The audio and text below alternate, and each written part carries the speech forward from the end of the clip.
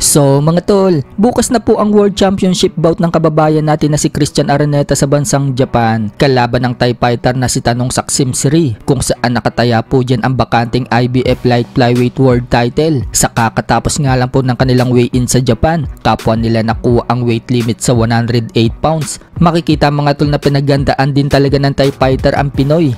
Bato-bato po kasi ito, katulad ni Araneta. Magandang pagkakataon naman po yan para sa atin na may Pinoy na naman na magiging world champion kung sakaling talunin niya bukas itong Thai fighter. Magiging 3 na ang world champion ng Pinas kapag nagkataon. Sa ngayon, 2 po ang world champion ng Pinas. Yan po ang kapwa nangangampanya sa minimum weight na sina WBC minimum world champion Melvin Jerusalem at IBF minimum world champion Pedro Taduran. At kung sakaling talunin din ni Araneta itong Thai fighter, maipaghihiganti ni Araneta ang mga Pinoy na tinalo nitong si Tanong Saksimsiri ng Thailand. 4 na Pinoy na po kasi ang nadali nitong Thai fighter.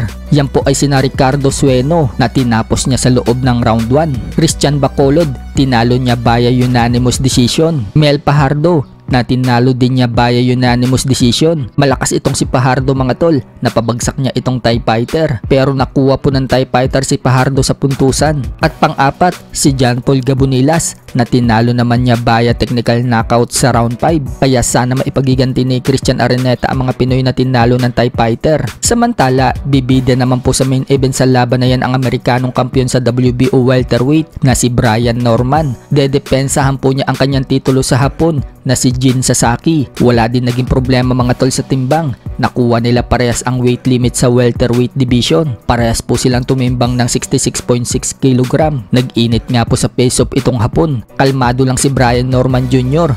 Pero ang challenger, nag-init.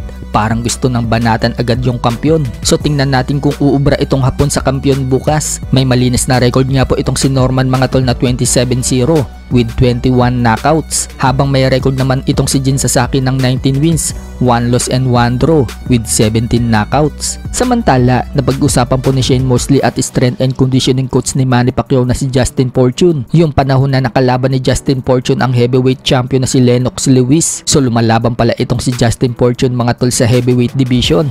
Kahit na may taas lang itong 5'9". TKO nga po sa round 4 ang inabot ni Justin Fortune sa 6'5 na si Lennox Lewis taong 1995. Noong panahon na yan mga tol, kakapasok pa lang ni Manny Pacquiao sa professional boxing. So nagbiro nga po itong si Justin Fortune mga tol.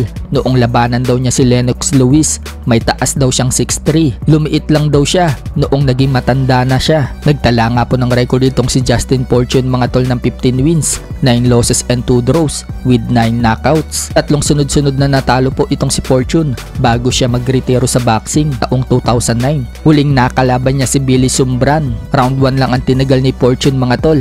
Technical knockout ang sinapit niya. Pagkatapos niyan, nagretiro na po si Justin Fortune at nag-focus na lang bilang trainer at meron na po siyang sariling gym.